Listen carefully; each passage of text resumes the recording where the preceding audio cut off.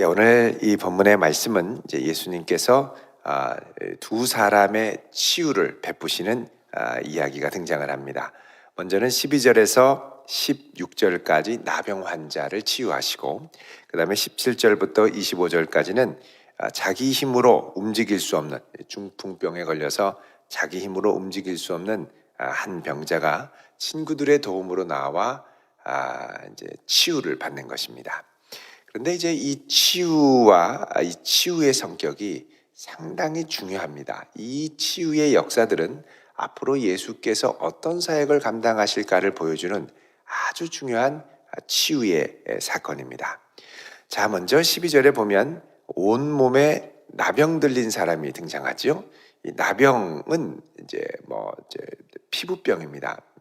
이제 오늘날은 이 나병이 한센시병이다. 그래서 온몸에 이제 아픈 감각이 없고 썩어 들어가는 그런 병을 보통 가리킵니다만, 그 옛날에는 이런 한센시병뿐만이 아니라 여러 가지 다양한 종류의, 오늘날로 하면 아주 심한 아토피와 같은 이런 질병까지도 포함을 했습니다. 그래서 이제 딱 보고 제사장이 이제 나병인 것을 이제 판명을 하는데, 나병이 들리면 여러분 이때부터는 어떻게 되냐면 제의적으로 부정하게 됩니다. 제의적으로 부정하면 이 나병 들린 사람의 부정함이 그와 접촉하는 모든 사람들에게 오염될 수가 있기 때문에, 이 오염으로부터 차단하기 위해서 나병 환자는 이 진영 밖으로 이제 추방되게 됩니다. 그래서 거기서 따로 격리되면서 살게 되는 것이죠. 그래서 나병이 걸렸다는 건 몸이 불편하고 아픈 것도 포함되지만, 동시에 이제 어떤 고통이 있느냐, 하나님의 언약 백성으로부터 끊어지는 아픔, 사회적인 분리의 고통이 상당히 심합니다.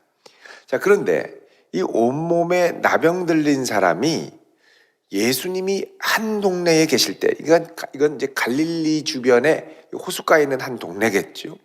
이 나병 들린 사람이 예수님을 찾아가서 그 앞에 오늘 12절에 보면 엎드려 구한다라고 그러죠. 여러분, 이 나병 환자가 일반 동네에 들어오면 이 발견하는 사람이 돌을 던져서 쳐 죽여도 아무 말을 할 수가 없습니다. 왜냐하면 이 사람이 들어와서 동네 전체의 부정함을 옮기는 것은 상상할 수 없는 일이거든요. 거룩한 동네, 하나님 앞에 제의적으로 정결한 동네, 늘 정결의식을 행하는 동네들이 대부분인데 부정함을 가져오면 안 됩니다. 그런데 예수님께 나왔죠. 이거 보면 엎드려 구한다라는 말은 뭐냐? 감히 얼굴을 들고 예수님을 쳐다보지 못하는 겁니다. 왜? 얼굴 들고 다녔다가 나병인 게 뻔히 드러나고 돌 맞아 죽을 수 있거든요. 그러니까 예수님 앞에 완전히 바짝 엎드려서 얼굴도 들지 못하고 간절히 구하는 거죠. 나는 얼굴 드는 순간 돌 맞을 수 있다. 그러니까는 정말 이게 불가능하고 어려운 상황에서 예수님을 향한 간절한 믿음과 사모함으로 어떻게 보면 목숨을 걸고 예수님을 찾아온 겁니다. 그러면서 주여, 원하시면 나를 깨끗하게 하실 수 있나이다. 자, 원하시면 깨끗하게 하실 수 있나이다. 지금 이 나병 환자는 예수님의 치유의 능력을 의심한 게 아닙니다. 예수님 치료하실 수 있나요? 능력이 충분히 좀 있으신가요? 그거를 물어본 게 아닙니다. 예수님은 능력이 있으신 분이고, 또 이 나병 환자도 예수님이 치유하시는 많은 소문을 들었겠죠. 치유할 수 있는 능력이 충분하신데, 문제는 뭐냐? 예수님이 지금 내가 낫기를 원하시냐, 원하시지 않느냐. 그래서 아주 성숙한 믿음으로 예수님의 능력을 의심하는 게 아닙니다. 예수님 원하신다면 내가 나을 줄 믿습니다. 주님 원하십니까? 이걸 물어보는 거죠. 참 큰 믿음입니다. 자, 그러자 예수님이 뭐라 그러냐면 13절에 손을 내밀어 그에게 대시며 이르시되 내가 원하노니 깨끗함을 받아라 그러죠. 여러분, 예수님께서 이 부정한 환자가 오면 사실 말씀만 하셔도 낫죠. 내가 내게 명하노니 일어나 내 침상을 들고 가라. 그러면서 이 중풍병자 같은 경우는 직접 말씀으로 치유하셨거든요. 이 나병 환자도 그렇게 해도 됐는데 예수님이 지금 어떻게 치유하시느냐? 13절에 보면 손을 내밀어 대십니다. 여러분, 손을 내밀어 대면 어떻게 되냐면 그의 부정함이 예수님께로 전염되게 되죠. 근데 전염돼서 그의 부정함을 받는데 예수님이 뭐라 그러냐면 내가 원하노니 깨끗함을 받으라. 그러니까 깨끗하게 하는 능력, 치유의 능력이 예수님의 손으로부터 이 부정한 나병 환자에게로 흘러 들어가는 겁니다. 이거는 엄청난 충격적인 사건입니다. 그동안 이스라엘에서 그 누구도 부정한 자에게 손을 대어 치유의 능력을 바라는 경우가 없습니다. 왜냐하면 부정한 자에게 닿는 순간 내가 부정하기 때문에 치유의 능력은 거룩한 데서 나가게 되는데 그의 부정한 데 손을 대면 그 부정함이 내게 들어오는 거예요. 근데 예수님은 어떻게 했느냐? 이 나병 환자의 부정함과 병을 예수님이 담당하시고 예수님에게 있는 치유의 능력은 그에게 흘러 들어가게 되는, 나병 환자의 불의함이 예수님께 전가되고 예수님의 의와 거룩한 능력이 그에게 전가되는, 그래서 이것을 즐거운 교환이다. 예수님이 행하시는 십자가 사건의 놀라운 능력을 선제적으로 선취적으로 보여주는 역사입니다. 여러분, 예수님께서 십자가에서 우리의 죄를 지고 돌아가셨죠.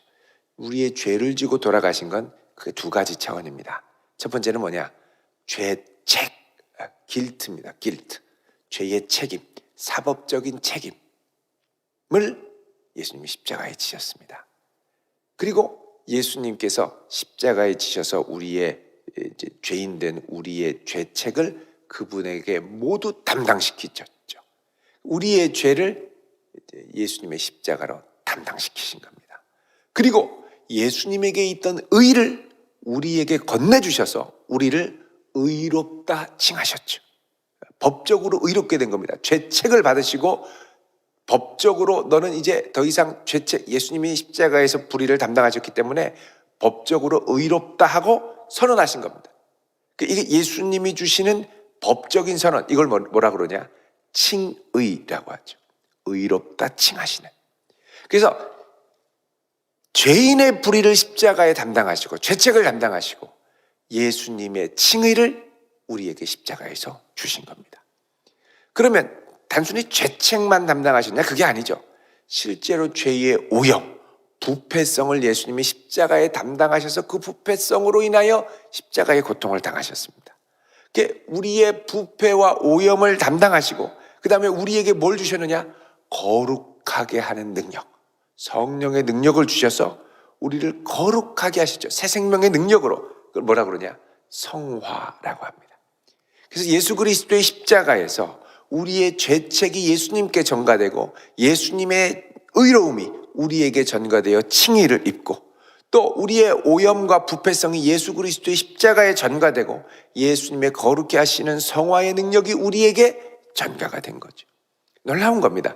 여러분, 여기에도 이 두 가지 차원이 다 들어있습니다. 실질적으로 나병에서 깨끗게 하는 것과 또 나병 환자로서의 사회적 의무, 책무, 이건 뭐냐? 사회적으로 격리되는 거죠. 근데 예수님께서 그에게 손을 대면서 그의 부정함을 받으시고 그를 깨끗게 하신 다음에 뭐라 그러냐면 너 가서 제사장에게 내 몸을 보이고 내가 깨끗하게 됨으로 인하여 모세가 명한 대로 예물을 드려 그들에게 입증하라 그러시죠. 14절에 보면. 그래서 예수님은 그의 부정함을 담당하시고 그 다음에 그가 사회적으로 격리되었던, 나병 환자로서 격리되었던 것을 제사장에게 가서 다시 온전히 이제 깨끗하게 나았음을 입증받음으로써 그가 유대 공동체 사회에 다시 들어갈 수 있도록, 편입될 수 있도록 법적으로 옳다, 정결하다라는 것을 입증하게 하셨습니다. 그러니까 예수님의 치유, 이 나병 환자의 치유는 그의 실질적인 부정함에 대한 치유, 나병의 치유와 함께 그의 손상된 사회적 책무를 회복시켜 주시는 전인적인 치유였다는 것입니다. 그래서 이제 레위기 14장에 보면 이제 모세의 정한 예물대로 이제 깨끗함을 받았을 때 드리는 이 제사 규정이 있는데 이제 이것을 예수님이 말씀하시면서 율법의 규정에도 합하게, 그 내용도 합하게 예수님이 온전히 치유해 주신 겁니다. 이것이 바로 장차 예수 그리스도께서 십자가에서 우리를 위하여 죽으시고 우리를 의롭다 하시기 위하여, 로마서에 보면은 우리를 의롭다 하시기 위하여 살아나셨느니라 그러죠. 로마서 4장에 우리의 칭의를 위하여 살아나신 겁니다. 그래서 이 놀라운 예수 그리스도의 역사, 참 심오합니다. 십자가의 역사를 선취적으로 보여준 겁니다. 어떻게 예수님의 사역이 일어나는가. 자, 그 다음에 17절에 보면 이제 예수님께서 이제 갈릴리의 한 마을에서 중풍병자를 치유해 주시죠. 여기 17절에 보면 이때 각 마을과 유대와 그리고 예루살렘에서 온 바리새인과 율법교사들. 자, 이때쯤 되니까 벌써 예수님이 이스라엘 전역에, 온 유대 전역에 아주 명사가 되셨습니다. 그래서 예루살렘과 유대에도 소문이 퍼져서, 야, 저 예수라는 자가 누구냐? 위대한 선생이라고 하던데, 기적을 행한다고 하던데 가서 봐라. 그래서 파송을 받고 여기까지 와서 지금 보는 겁니다. 자, 여기 보는데 예수님께서 17절에 병을 고치는 주의 능력이 예수와 함께 하더라 그러죠. 그럼 우리가 그리스도 예수를 믿으면 예수 안에 그리스도 예수와 연합하여 살게 됩니다. 그렇게 되면 예수님의 의가 내 의가 되고 또 예수님의 치유의 능력이 내 능력이 되는 줄 믿으시기 바랍니다. 오늘 이 새벽에 이것을 믿는 모든 분들에게 그리스도의 안에 있는 병고침의 능력, 치유의 능력이 임할 수 있기를 축원드립니다. 내가 그리스도 안에 있으니 주의 치유의 능력이 내 것입니다. 주여 내게 오셔서 치유하시고 역사하여 주옵소서. 믿음으로 고백할 때 그 치유의 역사가 믿음으로 구하는 모든 백성들에게 임하게 될 줄로 믿습니다. 병을 고치는 능력이 주 예수와 함께 하더라. 이것은 그리스도 예수 안에 있는 성도들에게 큰 소망입니다. 왜? 우리가 그 안에서 같은 치유의 능력을 맛볼 것이기 때문에. 자, 이 가운데 18절에 한 중풍병자를 사람들이 침상에 메고 와서 예수님께 데리고 가려고 하는데 사람들이 너무 많으니까 못 가죠. 그래서 어떻게 하느냐? 이 지붕으로 올라갑니다. 그 당시에 지붕이라고 그러면 이제 옆에 이렇게 살짝 계단이 있고, 지붕은 보통 집이나 진흙으로 그렇게 단단하지가 않습니다. 어떤 경우는 지프로 이렇게 엮어가지고 덮은 것도 있죠.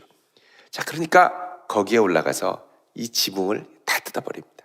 뜯어버리고 그러자 사람들이 보게 됐죠. 그 난 구멍에 자기 친구를 달아서 이렇게 내립니다. 자, 이렇게 내려오는 걸 보고 20절에 예수께서 그들의 믿음을 보셨다 그럽니다. 누구의 믿음이냐? 여기서는 친구들의 믿음입니다.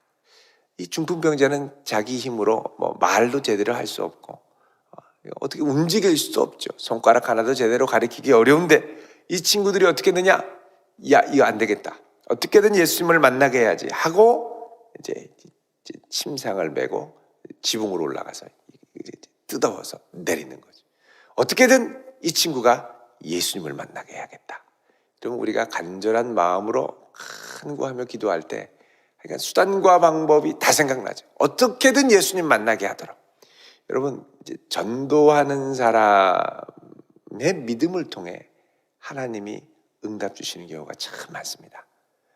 여러분, 전도 받은 사람은 물론 성령께서 그를 부르시고 마음에 감동을 시켜서 오시지만 자기가 잘나서 이렇게 주님 앞에 나오는 게 아닙니다. 공부를 하다가 예수밖에 없구나 결론을 내려서 오는 게 없는 경우가 거의 드뭅니다. 대부분은 누군가가 권면하고 예수 믿자고 해서 할 수 없이 끌려오는 경우가 많죠. 근데 그때 하나님께서 역사에서 구원해 주시는 건 이 온 사람의 믿음보다는 사실 믿음이 없죠. 누구의 믿음이냐?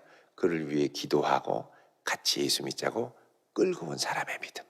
그 믿음의 사람으로 인하여 하나님이 변화를 일으키시고 구원 역사를 일으키시죠.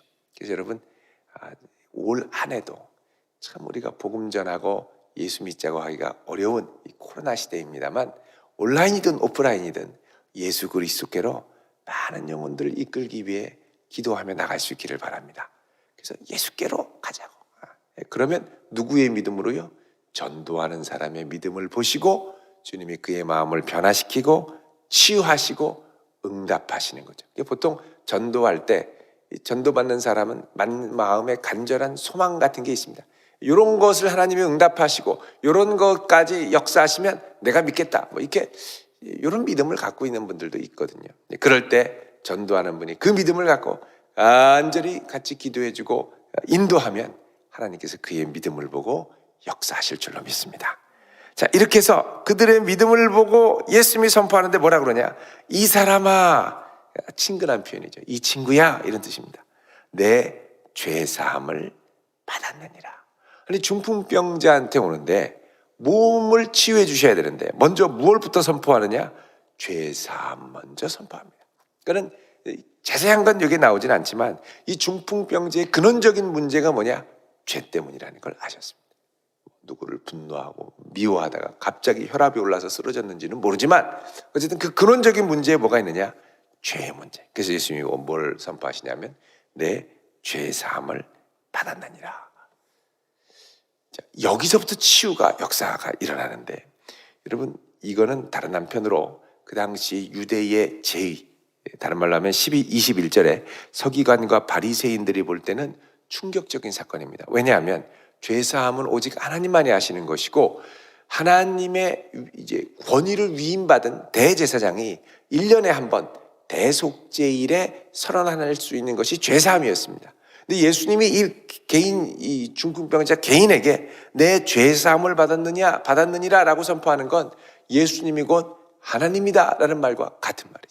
엄청나게 충격적인 일입니다. 그래서 어떻게 그럴 수 있냐? 누가 능히 죄를 사하겠느냐라는 것이죠.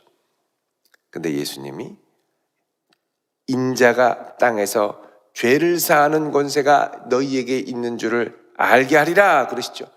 그러면서 말합니다. 야, 중풍병자한테 일어나 가라 하는 말과 죄사함을 받았느니라 뭐가 더 쉽겠느냐 그러죠. 말을 못합니다. 여러분 인간적인 눈으로 볼 때는 죄사함을 받았느니라 이게 이제 겉으로 드러나지 않으니까 더 나을 수 있죠. 그러나 근원적인 건 뭐 어디에 있느냐? 죄사함의 능력에 있다는 겁니다. 예수님이 내게 이르노니 일어나 내 침상을 가지고 집으로 가라. 그러니까 그 말씀대로 되죠. 이 말씀대로 된 이전에는 뭐가 있느냐? 죄사함의 능력으로 치유를 받게 됐다라는 겁니다. 여러분 이 누가복음 5장 12절에서 26절의 이 말씀은 예수님이 장차 감당하실 십자가 사건의 예고편과 같습니다. 너무나도 심오한 예수님의 치유를 보여주고 있죠. 이 예수님의 치유로 우리의 부정함과 불의가 예수님께 넘어가고 그리고 우리의 죄를 사하신 주님께서 우리의 병과 연약함과 마음과 중심을 치유하신다라는 것을 보여줍니다. 여러분 늘 우리가 주님 앞에 정결한 심령으로 설 수 있기를 바랍니다. 참된 구원자가 되시는 분이 예수 그리스도밖에 없다라는 게 아주 명확하게 오늘 본문에 나타나는데 이 주님을 신뢰함으로 주여 나의 불의함과 나의 부정함을 가져가 주시고 주의 생명의 능력이 나에게 임하게 하옵소서. 이렇게 간절히 기도할 때 오늘 이 아침 이 치유의 능력이 우리의 각자의 삶에 놀랍게 임하게 될 줄로 믿습니다. 그리스도의 십자가를 바라보는 복된 성도 되시기를 우리 주님의 이름으로 축원드립니다. 기도하겠습니다. 거룩하신 아버지 하나님, 이 아침 주를 바라며 간절히 기도할 때 우리의 불의와 오염과 부패를 가져가시고 우리의 연약함과 질병을 가져가시고 오직 그리스도의 새 생명의 능력이 우리의 깊은 곳으로 흘러들어오게 하여 주옵소서. 모든 질병과 연약함이 예수의 이름으로 떠나가게 하여 주옵시고 오직 그리스도의 십자가의 거룩한 의가 우리의 의가 되는 귀한 은혜의 역사가 일어나게 하옵소서.